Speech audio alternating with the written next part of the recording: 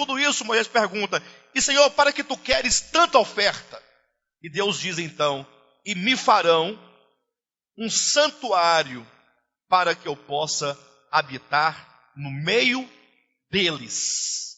Então veja o que Deus diz para o povo de Israel, aqui para Moisés: olha, faça-me um santuário, eu quero que vocês construam um tabernáculo, faça-me uma tenda, eu quero morar entre vocês, no meio do povo, no meio de vocês, povo de Israel. Mas como Deus poderia simplesmente habitar no meio daquelas pessoas? Então Deus disse: façam-me um santuário, façam-me uma tenda, façam-me uma casa, para que, estando eu dentro desta casa, eu possa habitar no meio de vocês. É lógico que isso aqui é uma figura, assim, um tanto, como eu posso colocar, um tanto humana, porque na verdade todo o Antigo Testamento vai dizer alto e bom som, como também o Novo vai ratificar, dizendo que Deus não habita numa casa feita por mãos humanas. Mas veja que nós estamos aqui tratando com a lei. E o que Hebreus capítulo 10, versículo 1 nos diz acerca da lei? Diz que a lei tem sombras e figuras das coisas que haviam de vir, não porém a realidade das coisas. Então o próprio livro de Hebreus capítulo 10 diz que a lei, aqui no caso esses elementos todos aqui que Deus dá ao povo de Israel, tem um aspecto meramente simbólico. É como se fosse uma sombra de algo vindouro.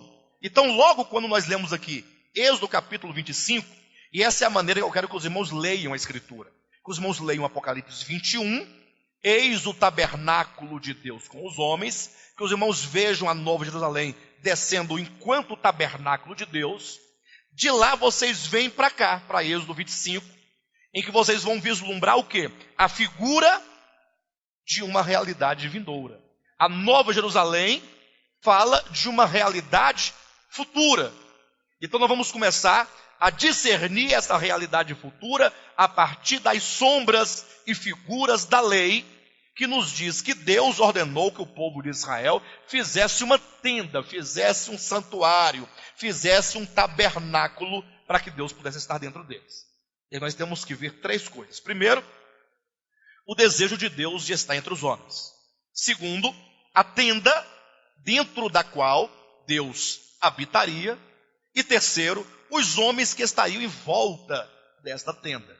Interessante, Moisés fez o tabernáculo, foi concluído. Os irmãos lerem o capítulo 40 do livro de Êxodo, verão como que quando Moisés concluiu aquela obra e dedicou-a ao Senhor, é dito que a glória de Deus encheu aquele tabernáculo.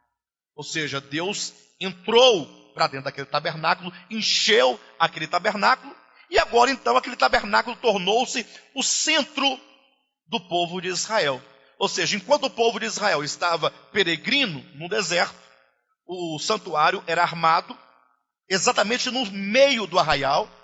Ficava uma tribo, três tribos ao norte, três tribos ao sul, três tribos a leste, três tribos a oeste. E o santuário ficava no meio. Então nós podemos olhar para a experiência do povo de Israel e ver ali os homens em volta de uma tenda, e dentro dessa tenda o próprio Deus que ali habitava pedagogicamente. Quando eu falo habitava pedagogicamente, é para que ninguém caia no erro de imaginar que é possível que Deus habite uma tenda, habite uma casa. Aquele de quem é dito, inclusive o próprio Salomão, que posteriormente construiu para Deus o grande templo fixo em Jerusalém, na sua oração de dedicação do templo, ele orou dizendo: ó Deus, nem o céu dos céus te pode conter. Ou seja, nem em nenhum lugar do universo pode conter a Deus, porque Deus é maior do que o próprio universo. Deus é maior do que tudo que é criado. Então não podemos jamais imaginar que Deus habitaria uma tenda feita por um grupo de